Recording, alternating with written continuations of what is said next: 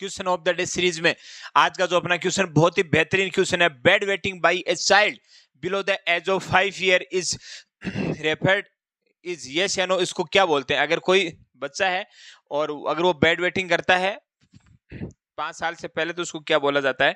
Yes या no, समझ में आ गई थी? उसको बोला जाता है एन्यूरेसिस। यस या नो, उसको क्या बोला जाता है? एन्यूरेसिस। और अगर वो यूरिन के साथ में मतलब यूरिन के अलावा अगर वो वहां पे स्टूल पास कर देता है तो उसको बोला जाता है एनकम्प्रेसिस। यस या नो, तो एन्यूरेसिस तो होता है यूरिन के लिए और एनकम्प्रेसिस होता है स्टूल के लिए। चलिएगा, क्या है इसकी मतलब कहानी अपन एक बार देखते हैं। ये आपका बहुत ही प्यारा सा यूरिनरी ब्लाडर है मेरे प्यारे बच्चों। ये आपका बहुत ही प्यारा सा क्या है? यूरिनरी ब्लाडर है। समझ में आ गई बात? यूरिनरी ब्लाडर के अंदर ये आपका क्या है? यूरिन है। यस या नो, ये आपका क्या है? यूरिन है। और इसके अंदर पाई जाती है डट्रूसर मसल।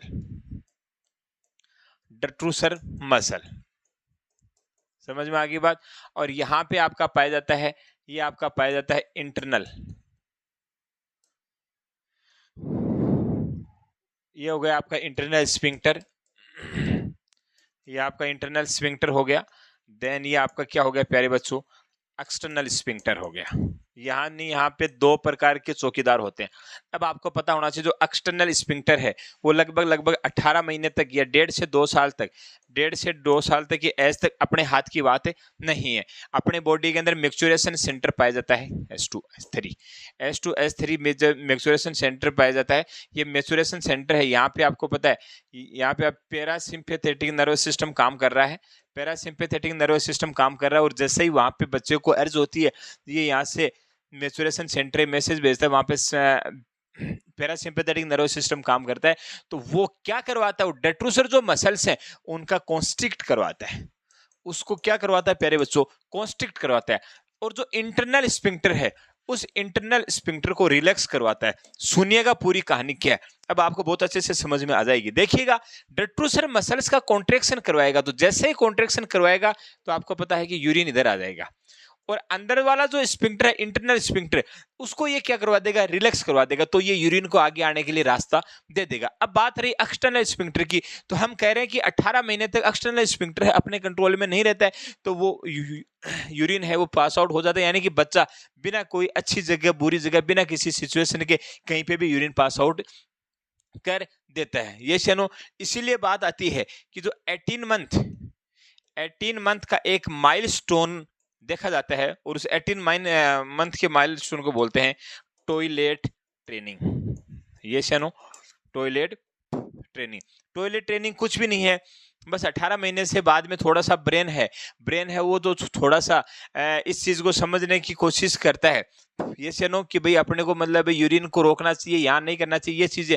तो जब मतलब ब्रेन इस चीज को समझने की कोशिश करता है, उसी चीज को क्या बोला जाता है? ट्रेनिंग के नाम से बोला जाता है। ये सुनो, इसका जो कंप्लीट जो ये यहाँ पे तो स्टार्ट होती है, यहाँ पे तो 18 महीने से स्टार्ट होती है, लेकिन ये जो मतलब इस पर कंप्लीट जो आपका कंट्रोल है वो 2 ईयर पे वो तो आता है एनल स्फिंक्टर पे। ये सुनो, 2 ईयर पे तो आता है एनल स्फिंक्टर, मतलब आपका बच्चा है वो 2 साल पे तो स्टूल पास करना बंद कर देता है, और आपका 3 साल पे आता है वो आता है आपका किस पे? यूरिनरी पे।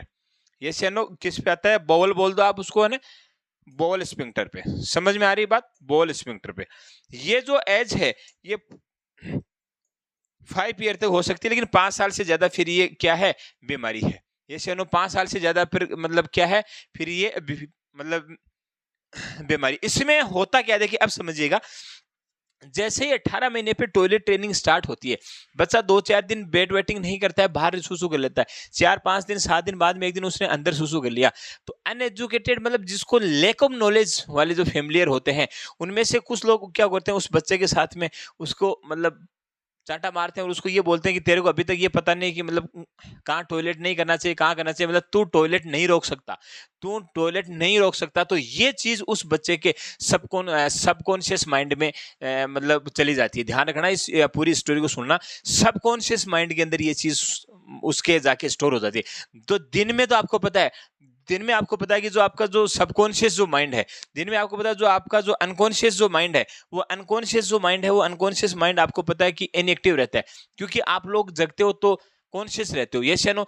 जैसे ही आप लोग नाइट को सो जाते हो तो मतलब दिन में तो वो बच्चा यूरिन को कंट्रोल कर लेता है, जैसे ही आप सो जाते हो तो आपका आपका जो मतलब कॉन्शियस माइंड है वो अनकॉन्शियस माइंड की तरफ चला जाता है। जो अनकॉन्शियस माइंड है वहां से आपको पता है कि अनकॉन्शियस माइंड में एक ही बात है कि तू यूरिन नहीं रोक सकता। तो रात को अगर उस बच्चे को यूरिन की अर्ज होती है तो उसके बाद में उसके माइंड में एक चीज आती है कि तू यूरिन नहीं रोक सकता, तो वो वहां पे क्या कर देता है, यूरिन पास आउट कर देता है, ये सुनो। अब अगर इसके बाद बात आती है कि भाई इसका ट्रीटमेंट क्या है।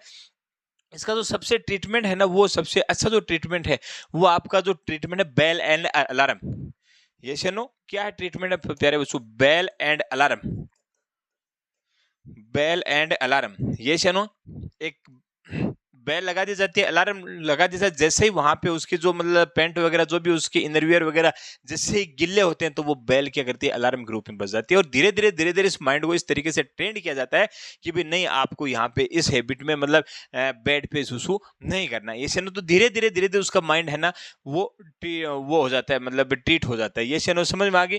और इसकी एक मेडिसिन आती है डेस्मोप्रेसिन, ये इसकी ड्रग ऑफ चॉइस होती है। ड्रग ऑफ चॉइस होती है वो होती है डेस्मोप्रेसिन, ये सुनो। इसकी एक ड्रग ऑफ चॉइस होती है प्यारे बच्चों, वो होती है डेस्मोप्रेसिन। और एक आपको पता है कि एंटी डिप्रेसेंट भी होती है, उसको बोलता है इमीप्रामिन। इमीप्रामिन ये एक एंटी डिप्रेसेंट ड्रग होती है, ये भी कई बार उसके काम में ले देते हैं। ये एक तरीके का क्या है, बिहेवियरल डिसऑर्डर है। ये बच्चे के अंदर कौन सा डिसऑर्डर है, बिहेवियर डिसऑर्डर है, ये से no. More videos download app and start learning, केवल 1499 रुपए में 1 साल के लिए। धन्यवाद।